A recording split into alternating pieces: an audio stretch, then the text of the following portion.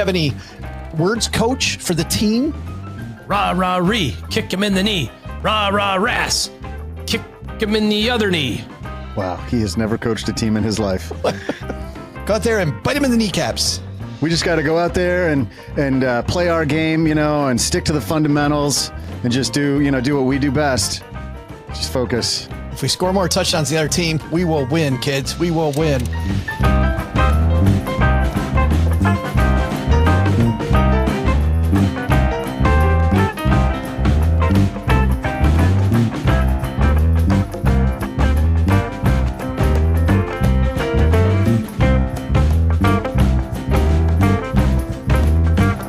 Let's talk about how we're misusing credit in America. First of all, people think credit is money. Start there. It's not. The most dangerous thing in my wallet today, Joe, is my American Express Black Card.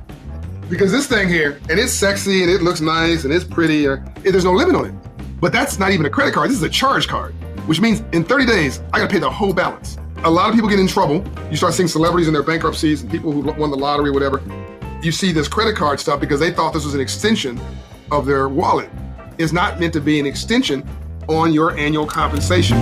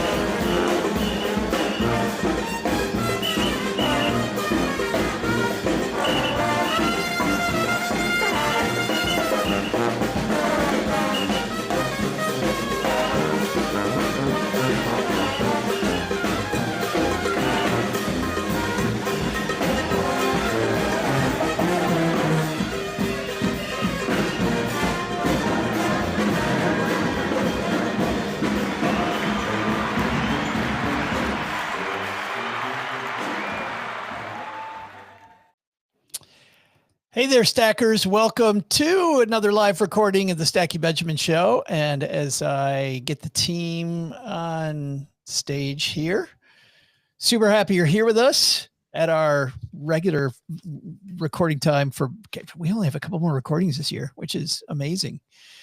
This will be the last time we do trivia this year. This is it. Speaking of that, Doug, I didn't see, were you able to update the trivia numbers so that we have that ready to go? I did not do that. So we'll have that. Do we really need to at this point? Can't we just say one guy? I think Paula has a chance. I think Paula has a chance to tie for second. If you haven't tabulated the numbers, then Doc G is ahead of everybody.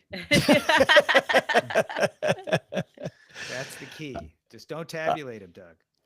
We're going to have a bunch of fun today, as you can tell already. So sit back, relax. We're going to come and say hi at the halfway point of today's recording and have some fun. You're going to hear this on the show next Friday. We're going to have another talk about purpose. It's a great month to talk about what is this all about? Because as people get involved in Doc G tends to like these topics. As people tend to, they get involved with the hustle and bustle and there's stress everywhere. And man, you just start thinking about, is this really what my life is about? So we're going to talk about one of the top minds, personal finance, and some thoughts he has on what we should kind of be thinking about today. So that's going to be what the topic is. All right. No more foreshadowing. Damn it. Let's get down to it. Doug, you ready to go? Rubber baby bubba bunker. Nope. As you can tell, I am not. Bunky bubber. All right. 3, 2, 1. Are you working on a ship after we're done? Like, is that your lobstering coat that you're wearing? I'm in the middle of a. Hold off on that because I got another one to go with that. Oh, super. OG. I got another one to go with that. Let's hold off. Let's wait until we get this on the recording. It's the trust the Gordons, fisherman. It does look like that. I know. Yes. Save it for the show. Dad Dad always said wear protection. Okay. Save it for the show. This isn't the show. This is not. Can't We we got to just make start this- the damn thing. We Get it can't make going. this the show. I'm ready, but we're good? Can we? Oh my God, please go. Okay. I'm looking at you. All right. 3, 2, 1. Live from the basement of the YouTube headquarters, it's the Stacking Benjamin Show. I'm Joe's mom's neighbor, Doug, and on today's show, how's your holiday season? Has your favorite aunt or uncle shared money tips at a holiday party yet? If they did, don't listen to them. They were drunk. And if not, on today's show, let's share the basics according to one of the great minds in personal finance, Jonathan Clements. To help us dive into Jonathan's work, we welcome the woman who starts by telling you that you can afford anything, Paula Pant. And the guy who tells you to always earn and invest in listening to podcasts, that is Doc G. And just like that favorite uncle who never smiles while he's telling you to pull his finger, it's OG. And of course, let's take a pause halfway to feature our last trivia segment of 2025. Looks like today's my last day of work. And now, a guy who's ready to share some advice with the kids, it's Joe Saul-Sehy. Hey there, Stackers. Happy Friday in the middle of the holiday season. I'm super happy that we're here with you. And I feel like we have take a podcaster to alternate work day today. We'll get to that in a second. Let's say hi to the guy across the card table from me, though, whose purpose is to be the guy across the card table from me. Mr. OG's here. How are you, man? I'm fantastic. Thanks so much for asking, sir. Did not sound that sounded like I'm okay. But I'm glad you're here. Perfectly great. I'm very much happy to be here. Somebody has a birthday coming up, by the way. Would you know who that is? Indeed. Yes. Jesus. Sweet baby Jesus. And OG. Is that a coincidence? I don't know. Might not be. Maybe. And here is the guy who's excited to talk about purpose, because rumor has it he might have a book coming out on the topic. I haven't heard anything about it, though. Doc G's here. How are you, man? I'm good. You know what my purpose is? Kicking ass on trivia, baby. Oh, man. Throwing down the gauntlet. I'm bringing it today. I'm only going to be off by like 6 figures instead of 7. Perfect. Language, Doc. Every boy has a dream, Doc. Every boy has sure. a dream. For sure. And yours is to not be off by 7 figures on trivia. And by the way, let's welcome our people who are here working other jobs. A woman who's been in the fields all day working because she's got the overalls on. It's Farmer Paula Pant. How's the farmer doing? Oh, the overalls are great. And you know what? These are rented. These are rented overalls. She's just because who would buy overalls? Okay. Right. Things are tough in the Paula Pant universe.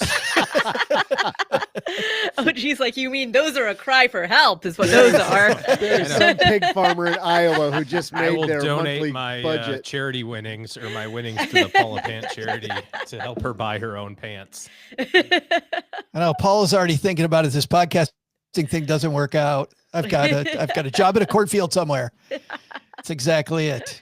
I'm telling you, overalls year round, they're comfortable. They, it's a good way to, it's like better than a belt to keep your pants on your body. Yes, correct. It's, If anybody I don't has know. any trouble keeping their pants on. It's Paula.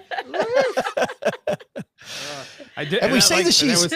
I was trying to decide, like in real time, like, can I do it? Can I do it? Is it too far? Should I say it? All right, I don't, Doug okay, will. I'm gonna do it.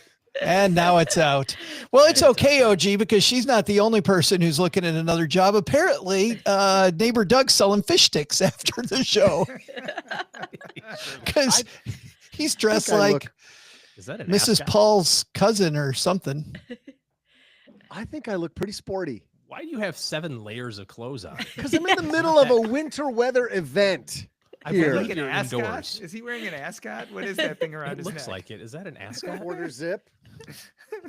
I You don't have a know. quarter zip, then a winter coat. He This needs is a not a pipe. winter coat. He It's needs like a pipe. It's a puffy shirt. You do need it. He does need a pipe. He needs a pipe. He totally needs a pipe. Talk You're about saying the I look winter like Jordan's squalls. fish sticks. Love it. Thurston Howell the third. Is that what you say I look like? Oh, this is going to be fun. Hey, today, guys, we do have a very serious topic today, which is one of the top minds of personal finance. You know, there are so many different topics in personal finance. There's so many voices. And oh my goodness, if you're on social media in any of these social media groups, it can eat your soul hearing all of these different opinions. But there are a few people whose opinions, when they give them, have been incredibly valuable to my life. And one of those people have been a guy that was a personal finance column. He was the personal finance columnist at the Wall Street Journal for a long time. Now the editor and creator of a blog called The Humble Dollar, Jonathan Clements. And Jonathan is out with some great advice about, I think it's great to share at the end of the year. What is this all about? What train are we on as we all work toward a better future for ourselves, having more money, stacking up some Benjamins, affording anything, earning and investing as much as we can, right? What is this truly about? So we're going to dive into Jonathan and some tips that he has today.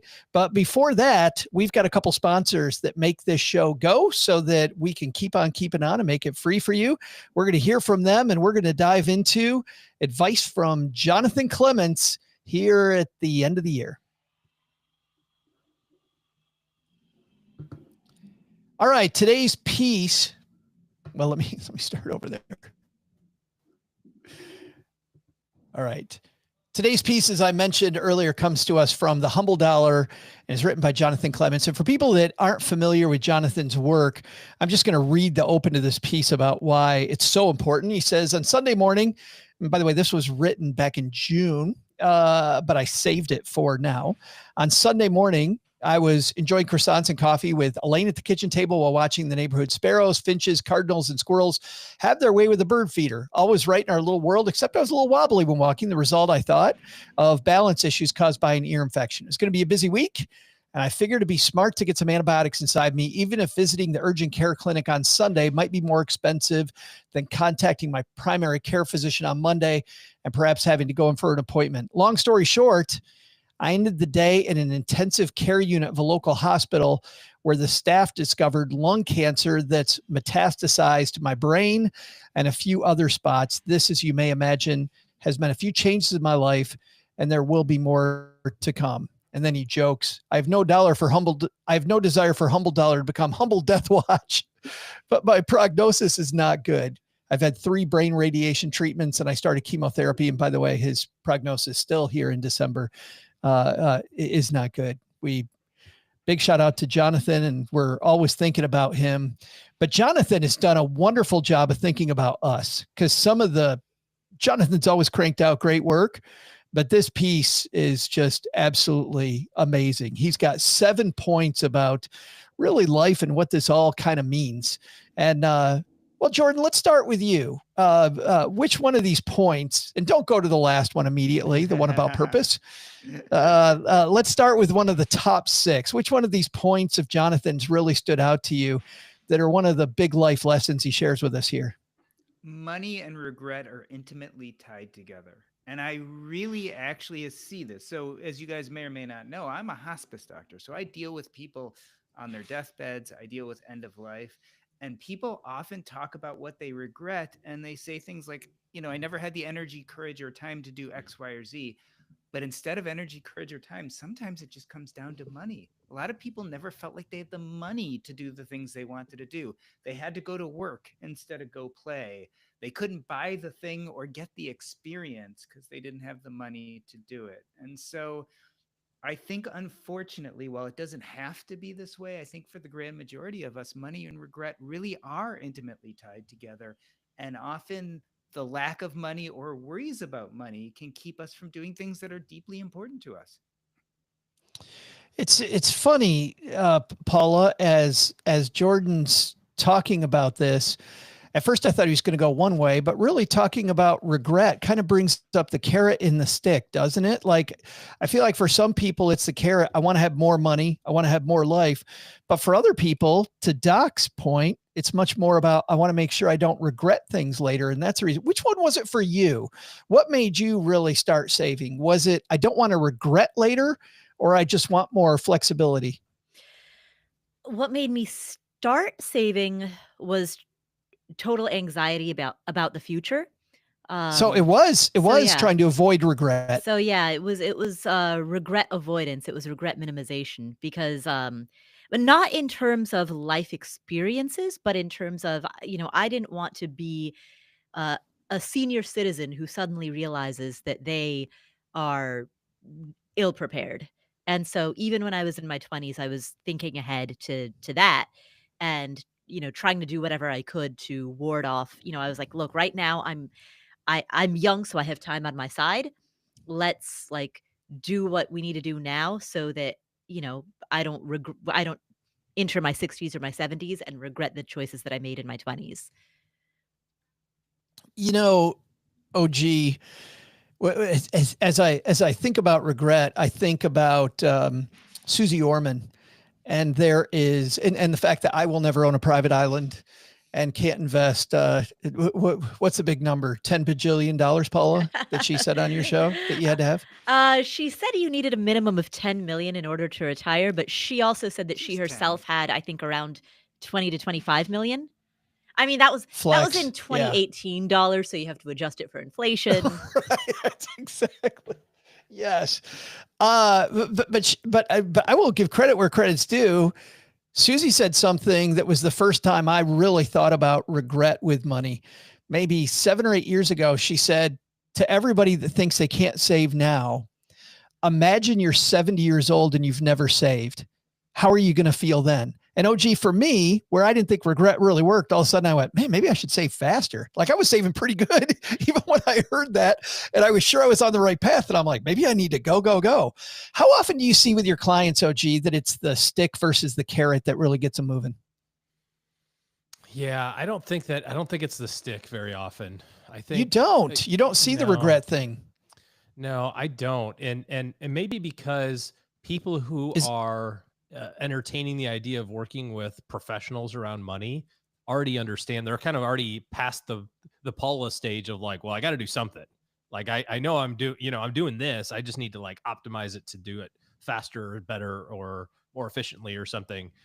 Because I find it's really difficult to convince somebody of the negative thing in the future. It's interesting that you were talking about that because I was thinking about this the concept of saving and investing. And I was doing some, because who else but me just sits on their phone on the HP calculator and does present value calculations and goes, all right, if I need this amount of money, if I just save this, I guess, can I do that? So for me, it's much more of a, like, what does that financial independence turn into in terms of lifestyle? That's kind of how I think about it. I don't think about like, oh God, I'll be 70 without money. Cause then I just go, I'll just keep working, do something. But I look at it the other way and go, but if I can figure out a way, if I could only save 600,000 a year for the next 15 years, then I'll be set. It's like, oh, is that all? Okay, well, let's break it down by months instead. Okay, that's only 50,000 a month. Okay, that's still not going to work. Like dividing it by 12 makes it easier. But my point is for me, it's much more about like what it gets me. And I think for our clients, they're strong achievers also. And sometimes you got to use that stick part a little bit. And I think maybe more of that's around some blind spots that people have. Like we talked about on Wednesday, maybe a little bit around insurance or estate planning or something like that, where it's just like, I don't think I have to do that. It's like, whoa. Yeah, you do. Because if you don't, the government's going to take half your stuff, or your minor child is going to have to go to court to get money to buy food and groceries.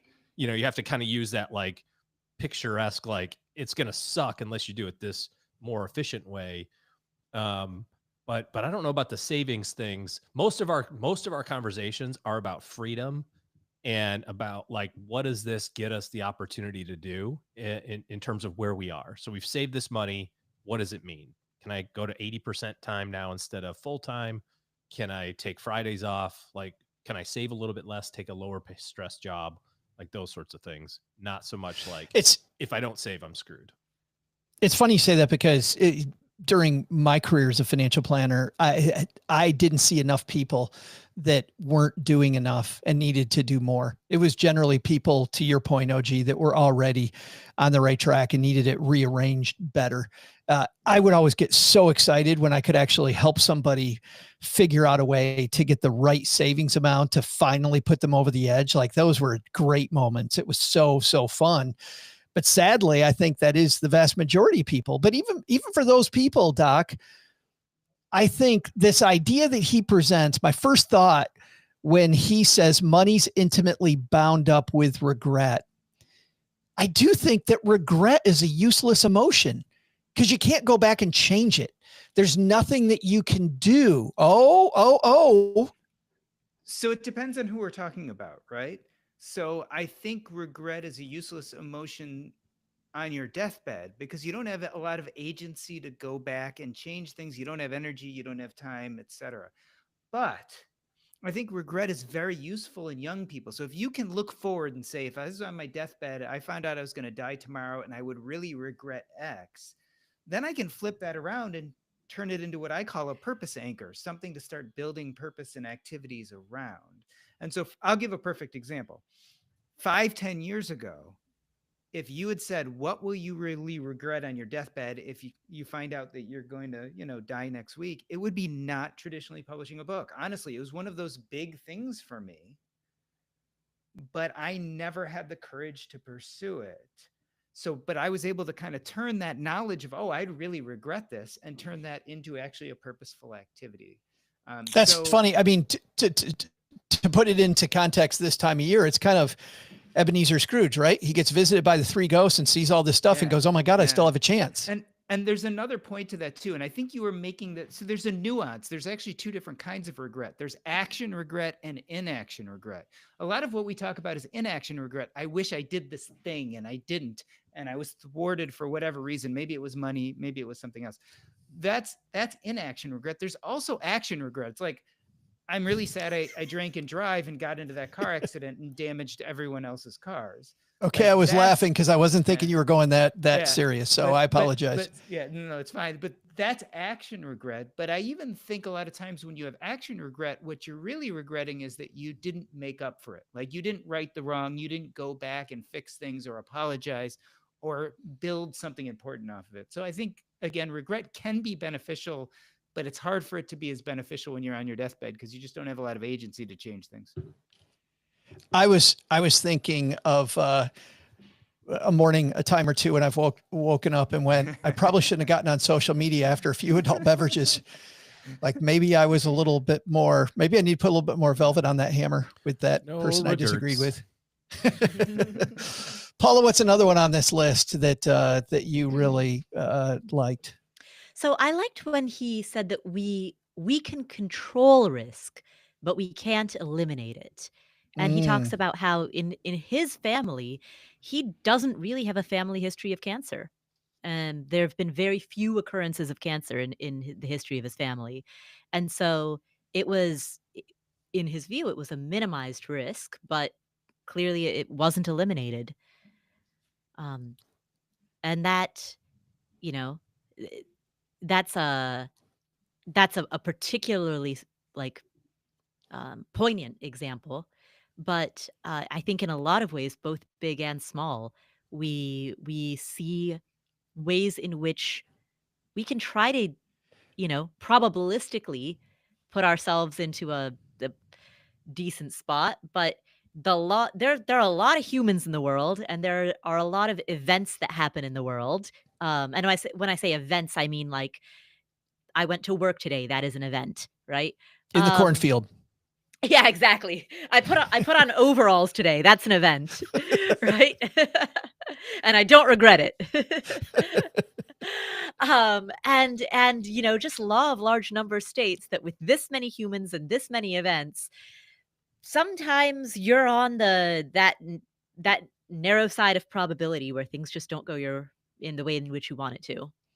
Well, and we spoke with Seth Godin this fall on the show, and he was talking about strategy, Paula, and a phrase that he used that I'm going to steal is he said, this is why a compass is better than a map, because it isn't about laying out a plan that's static. It's about looking for your north. And then as things change, like cancer or the car accident that Doc G talked about, or whatever thing comes your way, that you've got this compass to find your way back. Like this, Paula, is the reason why we have an emergency fund, right? Yeah, exactly. It- Exactly. It's that planning for the unexpected. Yeah. Which, I would think that dealing with the law of larger numbers, meaning the average person out there, okay, a disability probably won't happen to you, but working with, let's say, 100 families, you probably see a disability happen to somebody fairly often, which means we should probably keep that in the crosshairs. Well, I mean, look at the story that you sent Doug and I from Apple News a couple of hours ago about the. Oh, I didn't do that. Doug sent that to us. Oh, Doug sent it. The murder Yes. of the United Health CEO, like down the street from Yeah. Paula. You know, like just. I mean, I'm sure there's more to the story, and we'll find stuff out as it comes. But you know, a crazy person does a crazy thing at a crazy time, and you know, like he wasn't thinking about it this morning. Like, boy, I better be careful when I walk to work today. It was just I'm going to a meeting, you know, or the wrong way driver, or whatever the case may be. Like, you know, I think, I don't know who said this, Joe, you'll recognize it right away, but somebody was on the show and said, you know, your story never ends when it's supposed to. It always ends in the middle. And Mike Baker. Yeah. And it's a really, you know, at some level, it's a little bit of a dangerous way to kind of think, because you're like, well, you know, YOLO, right? You don't have to worry about tomorrow, because, you know, I could get hit by a car on my jog. So why bother jogging? But you should probably still exercise, right? You know, I could go to the gym and the barbell could crush my trachea and I could die, or which is why I don't go to the gym. Exactly. You know, or I'm weak and infirm and I die from osteoporosis or whatever happens when your bones stop working. You know, it's like, I guess you probably can't die from that, but it's a, you know, you Sure. fall. it's a Yeah. symptom Right. for living a pretty crappy 15 years on the back end, I suppose. So, you know, you can't, I mean, it's a great phrase. You can't, you can work to minimize risks, and you're not going to eliminate it, because you just have to decide which one of those is the greater crime, right? Is it worse to, you know, be uncomfortable by working out, or is it worse to be old and infirm, you know? And I don't know. So I don't have much more. Well, which brings me to, Doc, this whole idea, I think that we talk about a lot in personal finance, which is plan for the worst. But like you and I've worked together for a long time. I'm an optimist, right? Things are always great. Tomorrow, things are going to be fantastic. I think you hear about entrepreneurs in general. We are optimistic people. However, plan for the worst all the time. Like whenever online I hear somebody go, "Oh, I'm betting on the stock market to do 9%." You're like, "Oh, why don't we bet on 7? Hey, I'm keeping minimal amount of money in my emergency fund. Why don't you keep a little more?" Like plan for the worst. I think, Doc, is a much better strategy. You know, it's hard because I think we have to have a mindset of risk mitigation and reasonableness. But then I also think we have to have a little bit of memento mori, which is exactly what Jonathan Clements is bringing us. Memento mori, this idea of that we carry death with us every day, the knowledge of our own death. And so that's present in our thinking and about how we look at today and what we do and what we get involved in. And it is a balance, because we do want to realize that each day is sacred and we want to take advantage of those things. And we do want to build a sense of the important things now, as opposed to waiting 15 years for when we're retired or when we have enough money. But on the other hand, we also want to risk mitigate, because we might live to 85 or 90 and we don't want to YOLO all our money away today. And we have to be very reasonable. And so I think we all are faced with this difficult juggling act of keeping all of those things centered. And that's why when someone like Jonathan Clemens talks very openly about what he's going through, he's reminding us that we have to do both. And I think that's, by telling about his experience, but then also by being very reasonable and talking about all these issues. He's telling us to both risk mitigate and to keep this idea that death is always with you. And we have to also live today. It's funny. I didn't think about this going in. I did think this was appropriate for this time of year, which is why I left it for now. But I do think this is kind of the Ebenezer Scrooge story. it totally. You'll be visited by 3 ghosts. We're going to do that. By the way, that episode, we're going to play it again on the 24th of December. Doug and the 3 Ghosts will make a return appearance this year and should be a lot of fun. Actually, I take that back. 25th of December, we're going to do that. So on Christmas Day. OG, let's end the first half with yours. Which one do you want to point a finger at? Well, I'd have to go with money is with uncertainty, kind of certainty, uncertainty type of thing. I know he talked about because of the uncertainty, it's really difficult to, I think he said, but ever more so than now. And I think what he means by that is him personally ever, like it's right. uncertain for him personally right now because of time frames. But I think that also goes back to what Paula was saying about risk. And it's like, you can't plan on, well, I'll probably get hit by a bus when I'm 70. So, that's like a pretty, clients give us a lot of grief over this because we plan for them to live to be 100, right? And they go, well, 100, come on. And I said, well, hold on a second. No, you don't understand. My grandparents were all dead in their 80s. Like, okay. But your grandpa was born in 1900 also, where infant mortality was a thing, So just think about how lucky he was to make it to 12, let alone to 80. And now we've got the rate of change, the rate of healthcare change that's happening and disease management and all this other sort of stuff. I don't know what's going to happen over the next 50 years, but I bet it's going to happen faster than the last 50. So do you want to pick 90 and have that slope of that line hit 0 right at 90 and go, whew, I'm out? Or should we make it 100? Just, or 110? And I know that's Rick my Edelman goal, said, man. If I'm putting the last quarter in the Coke machine, right as I have that last massive heart attack, like that's perfect. Well, of course it is. So if you knew that for certain, then everybody could plan around it, but you can't. So you have to plan for a longer time period.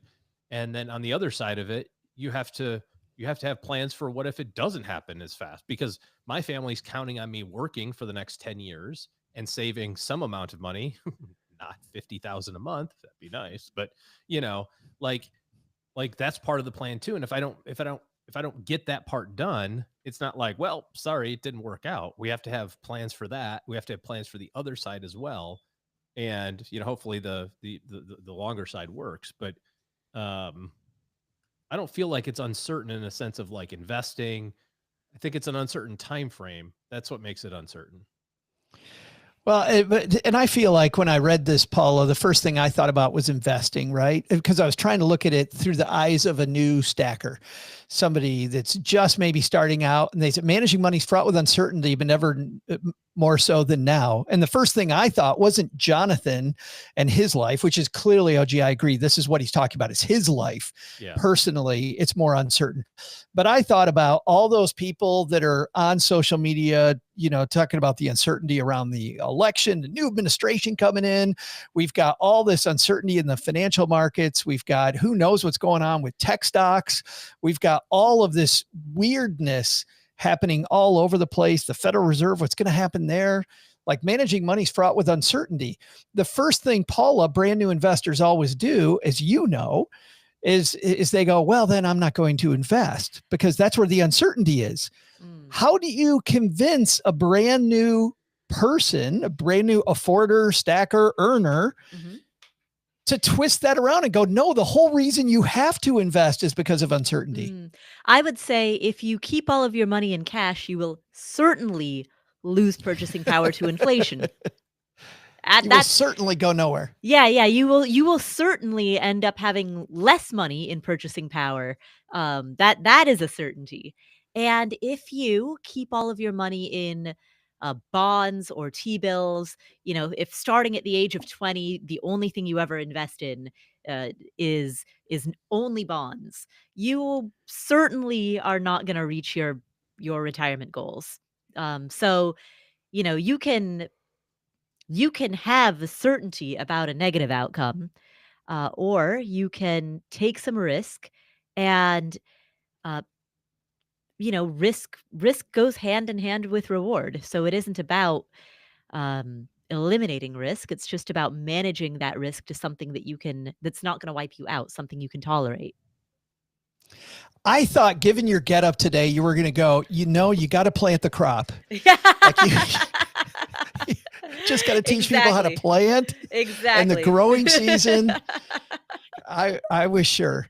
And by the way, to go back earlier, I was surprised, as surprised as you were, OG, that Doug texted us that horrible news earlier today as we record this about that unfortunate incident, because I thought he was out delivering fish sticks. Like, I had no idea he'd have time to read while he's on his route. Not joke time, Joe.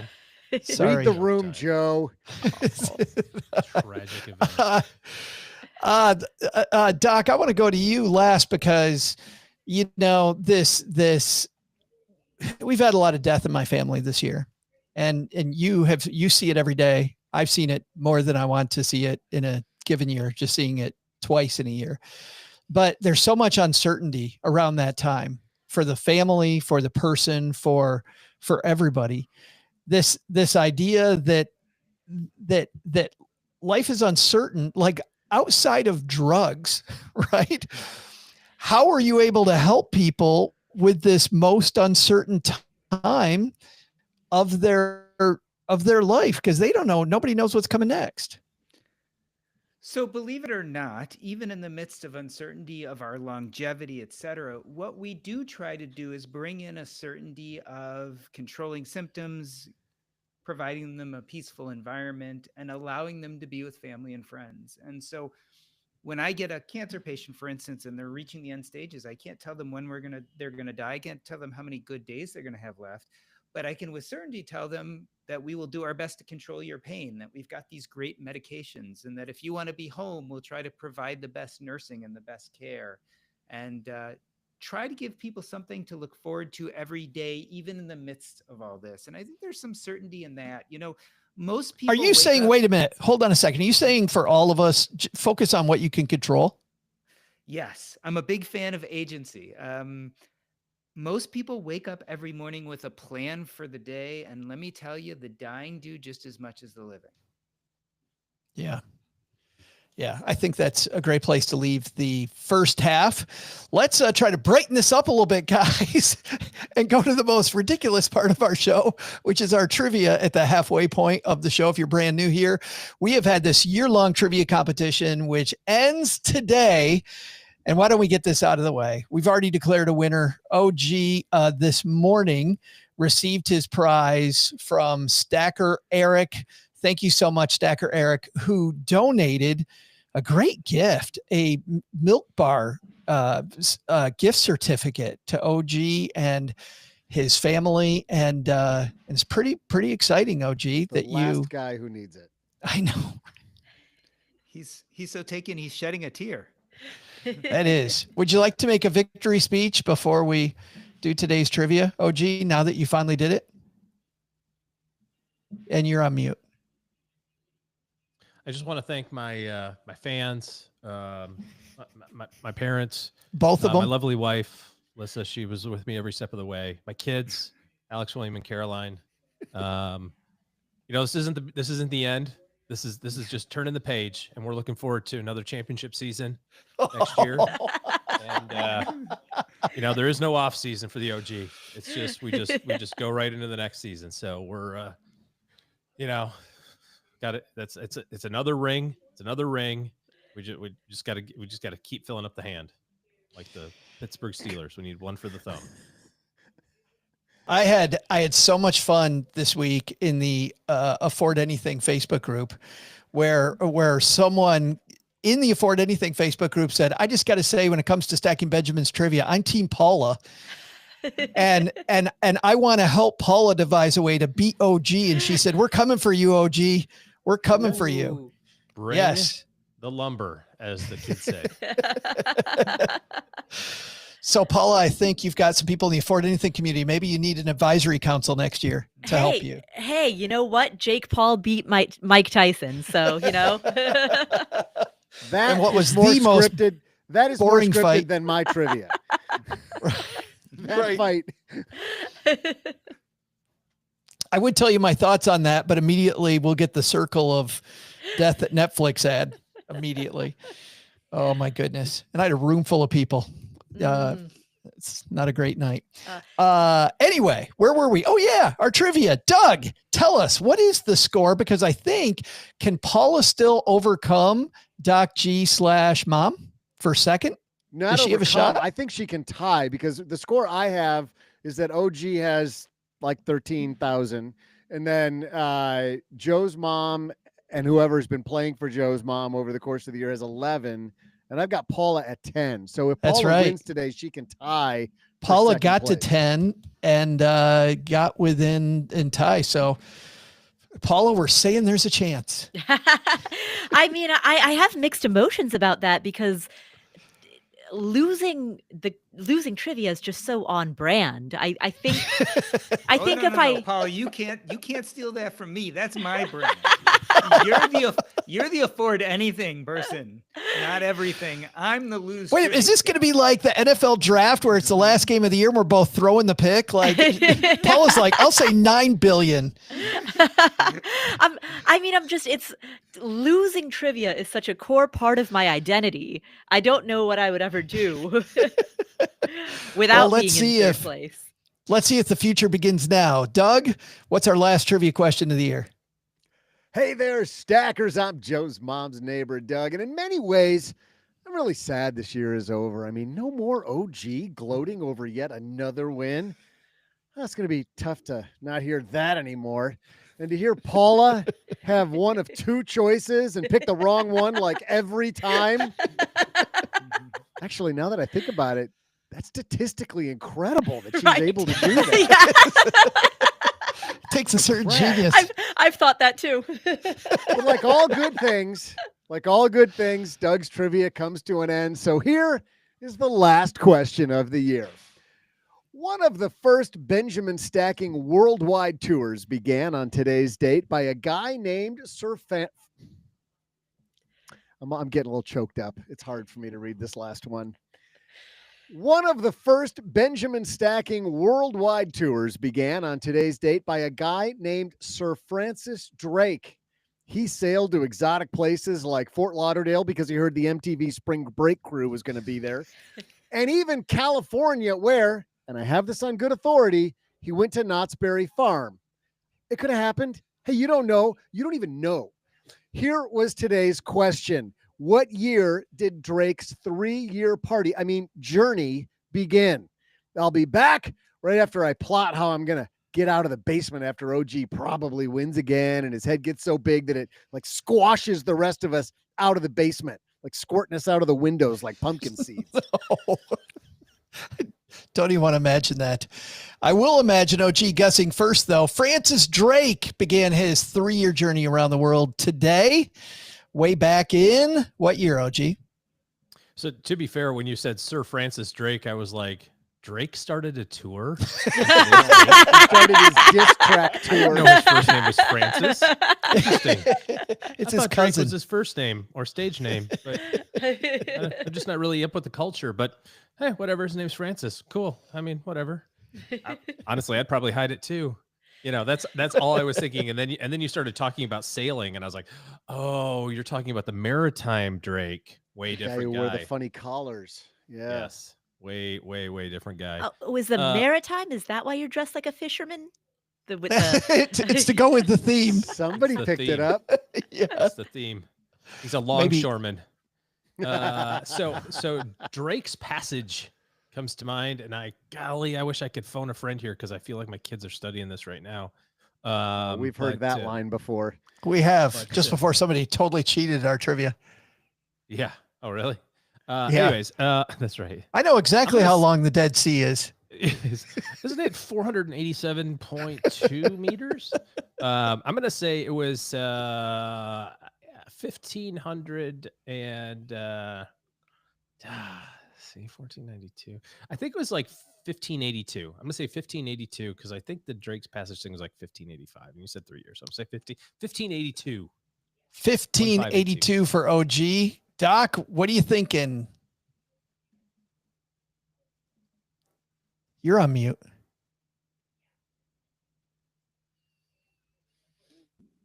I have no clue. Came off mute to say that.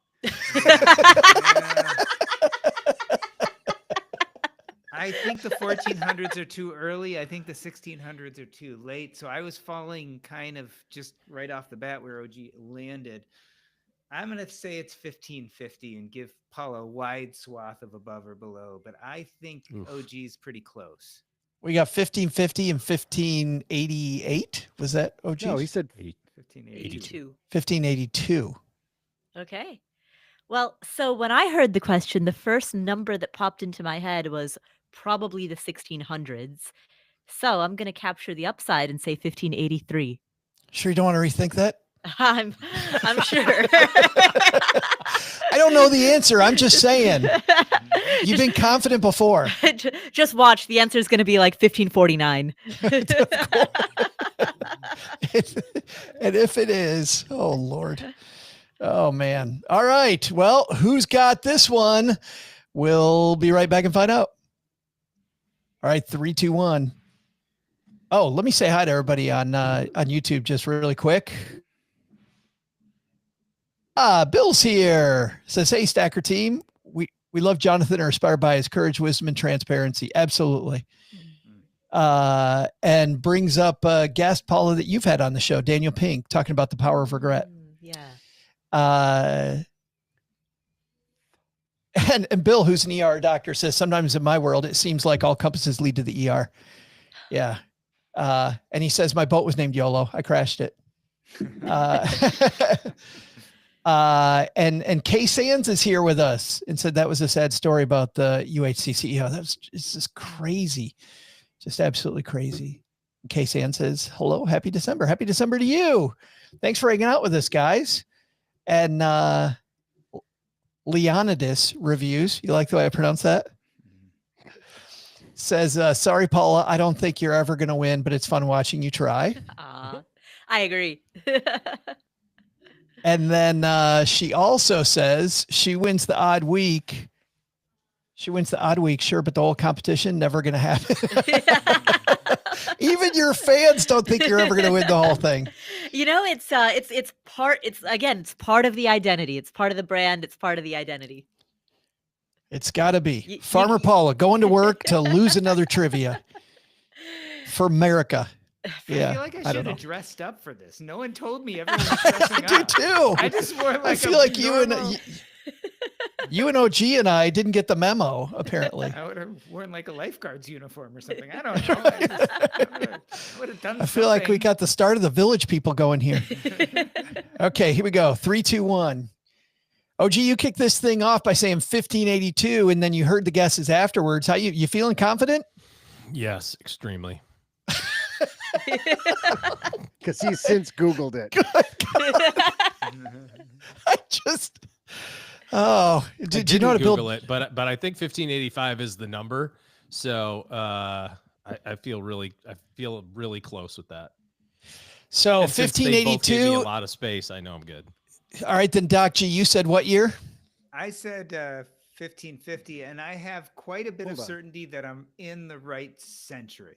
Doc, you said 50? 1550, yes. Oh, I thought he said 1515. That changes. No, he said 1550. And then Paula, you came through by saying 1583. 1583, a year after OG. Yeah. So let's see who won this thing. Are you sure you didn't Google it, OG? I didn't. No, but I think I don't know who it is. You just sounded very confident. Yeah, no, because I have nothing to lose, man. And I really think it was 1585. was like when he got the Drake passage. I don't know why I feel that number. In but- which but case, then, that That would mean you Paula shouldn't- would be I it. was going to say, yeah, but you shouldn't be said so 3 confident. years. You said it took 3 years. So when did he start? So I get 1585. You'd have minus 3. 83, 84, 85. Just doing some. Backwards. 82 plus 3 is 85, bro. Nice try. Yeah, we're not asking what year he finished. We're asking what year he All right, started. He give us the began. And I darn said he answer And if he- already. if he was Stop 85 arguing. on minus it. 3 is 82. I'm right. Doug, Print what's it. the Stop answer? arguing. Can I just do my stuff here? Oh my God. People are all idiots. Hey there, stackers. I'm your favorite history professor and guy who both Rand and McNally look to for help, Joe's mom's neighbor, Doug. This Francis Drake dude could have been a rapper in another life. While he was the second in command of the English Navy when they defeated the Spanish Armada, his frequent victories made him a pirate to the Spaniards, arg, who called him El Drake. Seriously, why that guy didn't get signed to a hip-hop label is beyond me. But we can't speculate on that. You know why? Spoiler alert. It's because Drake died a long time ago. That's why. Thank you. You know why dinosaurs can't talk? Because they're all dead. And because I've got an answer to give you. Oh, thank God. See, Francis Drake started circling the globe just 27 years after Doc G thought, 6 years before Paula thought, and 5 years before OG thought. The correct answer is 1577, making On brand. fudging OG our winner. On effing brand, Paula Pant. Wow. Joe's like, are you sure? Are you sure? I was not only in the right Oh, my. century, I was in the Right, half a I century. was close. That was just so painful to watch. God damn it. Just, So 1580. My bad. Damn. Paula's like, hashtag nailed it. Wow. Oh. When your gut says go left. Well, it's funny because I was the middle band was so narrow. I was going to capture either the upside or downside. So I was going to go with either 1583 or 1549, both of which would have been wrong. You didn't entertain 1581. She had Yeah, nothing. just that middle band just seemed too narrow. Oh, man. Well, OG gets Richard. gets Wah, wah. another lap around the track. Yes, gets to wave at his fans one more time. Let's jump into the second half of the show and dive into Jonathan Clements because he has well 4 more, but the last one's around purpose, which I don't want to talk about. So, but Doc, let's give you the first one for the second half. Which one you want to point to next? It is toughest on those left behind. And I think of this really in 2 different ways. And again, remember, I'm a hospice doctor, so I see this all the time. One, it's toughest on those left behind because you have to deal with the will and the trusts and have to like sort everything out. And that is just a pain, even when it's well planned for. So first and foremost, dealing with someone's estate sucks. The other side, and I always say this as a hospice doctor, is the person who's dying, their suffering ends. But unfortunately, those who are left behind, their suffering can last for decades. In other words, when we feel badly around the death of a loved one, we carry that with us for long periods of time. And so I think it really is true. I think it's really hard to watch someone you love die. And I think we carry that with us over time. Well, this brings up 2 different things. Let's start with the estate plan, OG. I think that what Doc G says is just spot on. This estate plan is just so important. Well, it's really important. And in most circumstances and in most cases, there's absolutely nothing from a money standpoint that you have to do immediately. And I was just talking with a friend of mine whose father had passed away, and we were talking about something else, and the topic of money and family came up, and he goes, you know, even though everything was all squared away, all of a sudden, all the real feelings about the money came out. And it was like, even though we knew this is how Dad wanted it, and this is how it was going to be, and it was pretty simple to do, it was still the one relative who goes, I know I'm going to get something, but just can I get $5,000 right now? Because I got the thing going on that I really need.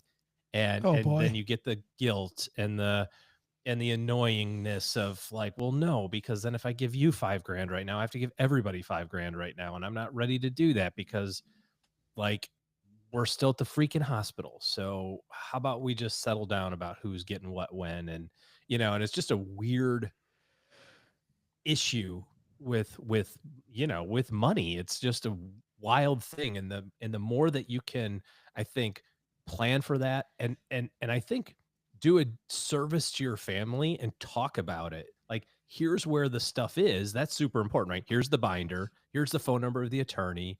Let me introduce you to the financial guy and the CPA so everybody knows who's who. That's great. But sit down and go through the darn thing and go, here's how things are set up. And here's what you should be thinking about. I have an IRA. If you take this freaking money in cash, you nimwit, you have to pay a bunch of money in taxes. Do you know when you find out you have to pay a bunch of money in taxes? In 15 months after you spent all the money. So then you're going to find out, like, your CPA is going to go, wait, hold on. You took 180 grand out of dad's new IRA? Did you save 70 of that? Because you have to pay tax. No, I don't save 7. It's like this big, like, here's where the money is. Here's what it means. And I think that's part of your job. If you're going to be a steward of your wealth, the whole idea of an estate plan, right, is to like, not just go F it, who cares? The whole idea is to say, like, I'm taking this and I'm trying to provide for the next generation or generations beyond me, to just give them a big, thick binder and go, best wishes, hugs and kisses, dad. Is, I think it's like a half a step, but just go the full step and go, let me open this stuff up so that you don't have to say I've got $1 million, but how about you talk about what an IRA is? Why don't you do some education and say, based on the tax laws right now, you're going to have to pay taxes on this. And you should listen to what, Josh says or whatever about, some of these things. We have a family member in charge of one of the estates who just is ill-equipped, was clearly the wrong person. I feel bad for her, frankly, because she's in overhead and because she feels inadequate. I feel this is me projecting, but I feel like because she feels inadequate, she's hiding stuff. She's not bringing anybody into the conversation. She's lost. I feel like she's truly, truly lost. Not even the attorney. We've even talked to the attorney. To like help, then you're the, you're the greedy in-law who's, get your fingers out of the bucket. It is super sad to watch. And frankly, the person that passed away could have, to your point, solved a lot of that by just having the family sit down ahead of time. Well, one of my favorite questions that we fielded on your show, Paula, has been the question, though. OG brought this up, the feelings around money. Remember that caller that was talking about, I don't know what to do with them. Sure, I know what to do about the money, but I want to make, what was it? I want to make dad proud, or I really want to make, like, the dollar bill doesn't have emotion, Paula. And yet the estate has so much emotion. Yeah. Yeah. We recently took a call from, you and I answered a call from a listener who had inherited about $1 million. And up until that point in his life, he was in his early 30s. He was naturally quite good with money. Yeah. So, he, throughout his 20s and early 30s, he had always been a frugal and careful steward with money. But suddenly being, he had this big responsibility, and with it came the emotional heft of knowing that his, I think it was his father, his loved one, sacrificed, though basically that money represents hours of that person's life, and so by virtue of accepting that money, that inheritance, he was accepting all of the time, all of the sacrifice, all of the, the parties that guy didn't go to, to build that fortune. Exactly. The early mornings that guy woke up to a blaring alarm in 30-degree, in freezing temperatures. I was really happy to read that because, the study after study shows people see inheritances like it's windfall, found money, and they do stupid stuff with it. Right. They just do, and to feel that weight, I thought was I don't know. It was a good thing. It was Right. good. Exactly. It means he respects what went into the money. You know, he Yeah. respects everything, all of the stress that went into creating that. Paula, let's stick with you. We got a couple left here. Which one of the two do you want to, which one do you want to stick with OG with? This is the last one. Let's see. Have we talked about we've talked about uncertainty, we've talked about regret. Um have we talked about how the cliche is true? Something like this makes you truly appreciate life? We have not. We haven't talked about the cliche is true. We have not talked about generosity. Let's say generosity is a good one to end on. So let's talk about how the cliche is true. Especially this time of year, it's good to talk about generosity last. So let's talk about the cliche. What's he Yeah. talking about there, Paula? So he's saying that when, for him it was his cancer diagnosis and him seeing that the end is near, but the cliche of you start to appreciate the really small simple things in life. You appreciate the feeling of the sun when it hits your skin and warms it up. You appreciate the smell of a cup of coffee, a really freshly brewed cup of coffee. Like you appreciate all of these small things because um and there's that is a bit of a cliche, but sometimes things are cliche because they contain wisdom. And so often we think that we need the big stuff. We need the hiking Mount Kilimanjaro, right? But often it's that fresh cup of coffee. I found it is so funny. I always thought that spending more money would be a bigger thing and a better thing. And don't get me wrong, there are things in my life where I've enjoyed the hell out of spending tons of money. But it truly is the little things that make me appreciate, like when I do these epic adventures, like really what went into them. And I appreciate them even more. But Doug, you were even talking about this morning. You were talking about just appreciating the snowfall around your house and putting on some snowshoes. And yeah, I was just late. like this little tiny thing that, yeah, I was late to one of our recording sessions because I was drinking an incredible cup of coffee in front of a fire, looking outside at the snow falling, and I just was like that moment. I just thought, just sit here for a minute, Doug. Don't look at your phone. Just sit here for a second and soak this in. And there aren't many of those because we are so easily distracted by so many other pieces of media. The phone, not the least of which is our phone, but you don't get many of those moments where you can tell yourself to pause because you realize this is the good stuff. it's funny. Cheryl and I, when we really started examining our expenses and looking at what we truly appreciate, we found that when we're really busy, we go out to restaurants more often, but I truly don't appreciate them. And I don't care. But what I do appreciate is turning on my nice speaker system and pouring a nice glass of wine and using good tools in my kitchen and making myself a home cooked meal. And now I tend to spend more money on creating a meal at home because I prefer the meal at home to going out to dinner. We went out to dinner on Monday and it was so stupid. It was just, and I'm at this restaurant just because we were tired and it was late. And we're like, oh, let's just go have somebody feed us. Did you get the bloomin' onion? It was, I should have gone there. I should have. I went to a local pizza place and I watched the manager get in a fight with a patron. You called my manager fat? Oh, it was awesome. Go on. Well, tell us more about this. I want Actually, all this of sounds that. like a funny story. And then what part was- happened? Oh, they're both dressed in overalls. It's incredible. No, but it's those little moments. I mean, for me, I realized I like the holiday season much more than the day of Christmas. Like the day of Christmas is fine, but it's so full of expectations that I would put up my tree early this year. I listened to holiday music all season long. And this is it. This is the fun. Like just the waking up and turning on the tree is half the fun for me. OG, let's go to the last one then. Generosity. It's a great time to talk about generosity, being in the middle of a season that for a lot of people can tend to be a little selfish. You think so? I don't know. Is it? I think it can be. I can think I remember when I was younger, man, it was all about what can people get me? Well, yeah, when you're like 8, sure. Or 12. Although, or 26.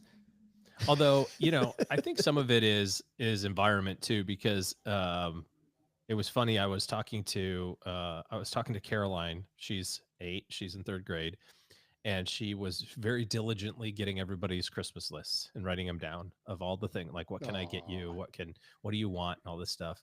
And so she's texting me 2 nights ago, and she said, "What do you think about this?" I mean, she's like it's not like she's in the other wing of the chalet, right? She's upstairs, but she's texting me. And so she's like, and I said, "Well, I think we'll do this." And she goes, "No, I already talked to Grandma. Grandma's going to take care of that one." And I'm like, what a little angel to like be worried about, like, okay, we got to make sure everybody's taken care of, and I'm going to coordinate all this, because either that's a reflection of my old man ain't going to do it, so I need to run it down for him. Somebody in this family's got to care. I need to draw this in crayon for him, because if I don't, we're going to wake up with nothing on Christmas morning. Or maybe it's that we've done an okay job of, like, helping everybody around us recognize that it's more fun to, have the surprises and the other things. But I got this from you years ago, Joe. We have an event for a bunch of my friends. We don't do it every year, but generally maybe every other year. And it's, kind of a big event, costs a few bucks. And everybody always asks the same question. Well, what do I bring? Like, how much, how much are the tickets? What do you need help with? And I go, no. I'll pick a charity, and we usually pick something local here in the Dallas area. And I go, I don't care what you do, whatever you think you want to donate, in an envelope made out to this place. If you're going to bring a check or cash, it goes into the, you're just putting it in an envelope, and I'm putting it in an overnight envelope. And then when we're done at the night, I just tear off the sticker, and I mail it. It goes overnight to the charity that we pick. And nobody knows. Yeah. I don't care how much you could put $1 in there. I don't care. It's got to be an envelope. So don't be a jackwagon and put an empty envelope in there. But it doesn't matter to me what it is. I want the experience of us together as a group more than I want you to pay for some of it, if that makes sense. It's so fun. And then whatever you're able to do. And if it's $1, I'm sure they're grateful for the $1, because there's somebody else that's going to put, 500 in there. So, I think if you, and I'm not very great at it, but if you can spend the majority of your time being thankful for the things that you have around, it's a lot easier to attract a lot more stuff, when you're not looking for it. If you're just, appreciative of the people that are around you, and the relationships that you have, and the money resources that you have, and the stuff that you have right now, magically some other of those things show up. You get stronger relationships, and you get more money, and you are able to impact more lives, and that sort of thing. So Paula, why does generosity feel so good to you? I think there's a question, with money management of what's it all for? Like, what, why are I talked earlier about the waking up to a blaring alarm when it's freezing temperatures outside, right? What's it really for? Like, after the basics are covered, after you have food and shelter, and the bottom of the Maslow pyramid is taken care of, there needs to be some type of a reason that you keep showing up to work, right? And I think that's where generosity comes in. And I think it manifests in a lot of ways. There's generosity when it comes to charitable donations. There's generosity when it comes to mentoring within your career or within your field or industry. There's generosity just in the way that you kind of interact with clients or with your employees. So I mean, I think that more broadly, making an impact in some manner, particularly one that you can directly see, um, that ultimately ends up being what it's all for. But I do feel like, in what Paul is saying, Doc, that there's a little bit of a paradox here, because you kind of got to use the plane analogy, you got to put on your own life mask first before you can be generous and help everybody else put on their life mask. Yeah, I mean, I think we do our best and we're most generous when we feel safe and comfortable and intentional ourselves. And so I think that's very true. I think you can give the most to other people. You can form the best interpersonal connections when you feel taken care of, right? We become more generous, hopefully, when we have our own sense of financial wealth and well being and feel enough.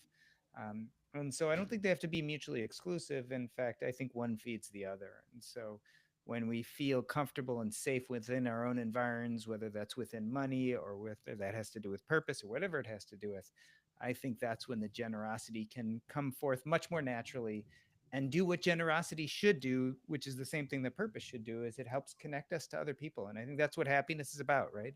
It's about those connections. Let's stick with you as we find out what everybody's doing at the place where they live. I heard there might be somebody that has a book coming out on this topic that we might have talked about on, last night in New York City with a bunch of our friends. So the Purpose Code comes out January 7th. Basically, I described the purpose paradox, why purpose is both super important as well as anxiety ridden, and what we can do about it. I'm really excited to get it out to the world. Awesome. And people can pre-order it how? Best way is to go to jordangrumet.com, JORDANGRUMET.com. You can find links to both my books there, as well as the Earn and Invest podcast, or just go to Amazon or wherever books are sold.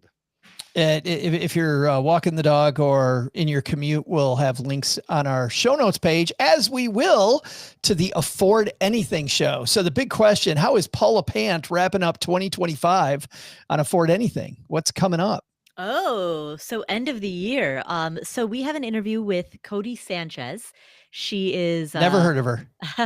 she's very well known for encouraging people to acquire businesses, which is that's not something that you hear about a lot. You hear a lot of people who have advice about how to start your own business, but Cody, her expertise is how to acquire businesses, and particularly Main Street businesses. So she is on the Afford Anything podcast. We also have Paulina Pompliano, who has interviewed a bunch of, her expertise is talking to really interesting people across a wide variety of domains, learning their stories, and then trying to glean universal truths from this very multidisciplinary, data set. So we talked to her about all of the people that she's profiled and what she's learned from all of those stories. It's fabulous. And she's her whole story is interesting too. Her backstory is very interesting. Yeah, absolutely. Cody Sanchez on the Afford Anything podcast, where finer podcasts are found. And we'll link to Afford Anything on our show notes. Oh, gee, what do you got going on this weekend? The penultimate weekend before somebody's birthday. I was thinking about writing a book. So if you just want to pre-order my book, just go to stackingbenjamins.com. Just, I don't know. How much is your book, Jordan? $25? Sounds about right. $27.99. $27.99. So ours is gonna be $24.99. So if I can get roughly 10,000 people to pre-order that, I will write it by June 1st. I promise. Hand to God. So yes, send everything to PayPal, Stacking Benjamins, $24.99. And the book is called "What ChatGPT Told Me to Write." Oh no, I wouldn't do that. I mean, if there was 10,000 people that pre-ordered my book, I would put a pretty valiant effort into it, because that would be more book sales than Joe, and so therefore I'd have to make mine better than Joe. That's all that matters. Oh, ouch! Oh my! I don't know. I actually don't know how many books you sold. You probably sold way more than that. But it's like he's got no data. He's got no idea. Anyways, nothing going on. We actually have football banquet this weekend for both my boys. The school does the parents actually put on like a end of the season banquet, so all the awards and that kind of deal for the team, and it was a really great season for the kids, and happy to be a part of it, and happy to watch them be successful. And last two questions then. Paula, what field you working in after we're done recording? Yeah, I gotta go plow, gotta go harvest. I guess it's December, so there wouldn't actually be a whole lot of outdoor work That's why I'm you can be guessing. here with us. That's why Right. you can be here with us. Yeah, Yes. exactly. And then, Doug, what's for dinner at your house tonight? Cod. We're having cod. Right. And Doug, you Tuna. get the last Flounder. question. What are the 3 big things we should remember from today's episode? Well, Joe, here's what's stacked up on our to-do list for today. First, take some advice from the future star of The Simple Life with Nicole Richie and Paula Pant. Paula, take that piece of straw out of your teeth and give us more of that honest-to-goodness down-home advice. I would say never forget what it's all for. There's got to be a reason that you wake up to a blaring alarm. And second, remember that really thought-provoking thing OG said? Yeah, me neither. Hey, Doc G, give us more of that sweet, sweet purpose code. I think he's gone. Yeah, he's frozen. Is he frozen? Yeah, I think he's actually gone. I think he's trying to leave. Oh, because he had to. Yeah, he had to Okay. go. Wow. Okay. He was no joke. Like, I want to be out of here by 4. And it's 4:17, 4:15 so USOBs. he's way I'm late. out of He- here. He and I were just texting. There he goes. All right. Okay. All right. Let's Send, try that send it to again. OG. Second, remember that really thought-provoking thing OG said? OG, hit us with that again. The one about how your daughter did something really amazing, OG. Or the envelope thing, or the. 3, 2, 1. Instead of having a party where everybody has to pay to come to your party, just collect money. And then if you feel like it, give it to charity. You got options. But the big lesson, don't tell your mom that Francis Drake should have been a rapper, because she'll just tell you she already has all his albums. I think that woman needs a hearing aid. Thanks to Paula Pant for hanging out with us today. You'll find her fabulous podcast, Afford Anything, wherever you listen to finer podcasts. Thanks also to Jordan Grumet, a.k.a. Doc G, for joining us today. You'll find his latest book, The Purpose Code, How to Unlock Meaning, Maximize Happiness, and Cook the Perfect Meatloaf wherever you buy books. Thanks also to OG for joining us. Looking for good financial help? Head to stackingbenjamins.com/OG for his calendar. And we're done. Thank you, everybody, for hanging out with us. Let's see what. You guys want to see Caroline? She's getting ready for her play. Go Tigers. Dress rehearsal tonight. And what's your line? Do you Say, roar? You look super cute. Can you roar? Do you roar as a tiger in your thing?